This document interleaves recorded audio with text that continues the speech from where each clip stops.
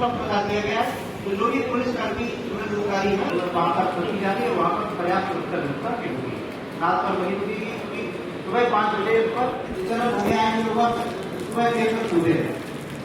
अब तो गाँव में भी लोग देर तक सुबह कूदने लगे हैं, तो इसलिए आपको इस चीज का ध्यान रखिए कि 5 बजे हमारे कोई भी कार्रवाई होती है तो कम से कम आधा घंटा नहीं तो 1 घंटा पहले ही करना होगा, तो तैयार होकर करना पड़ेगा।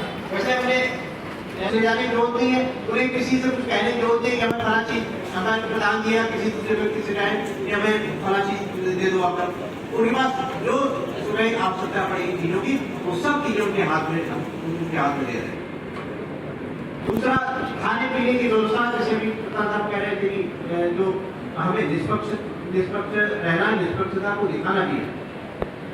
खाने पीने की व्यवस्था हमने वहाँ पर सभी कर्मियों के लिए वहीं पर जो जहाँ पर मतलब होगा वहाँ के एक रसोईया कर्मचारी अधिकांश स्कूलों में मतलब हो रहा है, तो वहाँ पर रसोईया तो खाने की पहले व्यवस्था भी हमारी है, किसी ऑर्गेनाइज होने की आवश्यकता नहीं है।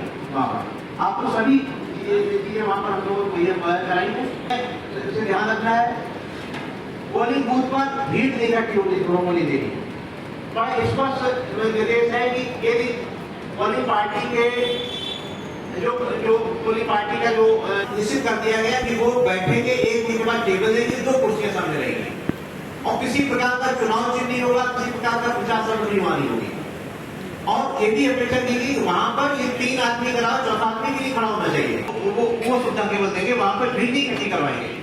तो आसपास कोई भीड़ है, एक हम लोगों को सुनिश्चित कराना है कि जो आसपास की भीड़ होती है ये निर्वाचन हमें दिक्कत पैदा करती है। इस चीज का बहुत ध्यान देने की आवश्यकता है। आप लोगों को ये से बता भी दिया है और मैं समझता हूँ क्योंकि आप लोगों ने इससे पहले भी तमाम निर्वाचन कराए होंगे और निर्वाचन की गुणवत्ता बहुत सुधार हुआ है।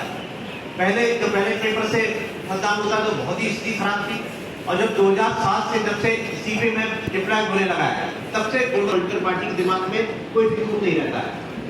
बस हमें व्यवस्था चुस्त दुरुस्त रखनी है, यही मैं कहना चाहूंगा। बूथ हैं, कुछ लोग के पास 17 भी हैं, कुछ लोग के पास 6 भी हैं, थोड़ा वेरिएशन है, तो उसके हिसाब से आपके जो पोलिंग पर्सनल होंगे वो उनका नंबर चेंज होगा।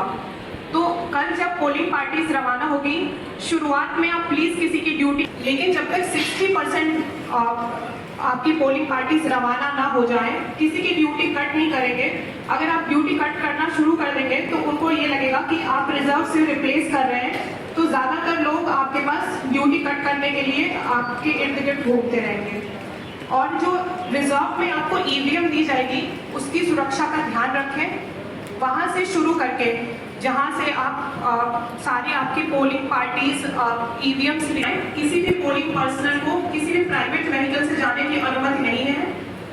जब आप अपने बूथ पर पहुंच जाएं, एक बार इंश्योर कर लें कि आपकी सारी पोलिंग पार्टीज समय से पेपर सील मिसिंग है, तो वो आपकी जिम्मेदारी है कि आप पोलिंग पार्टीज तक पहुंचाएंगे।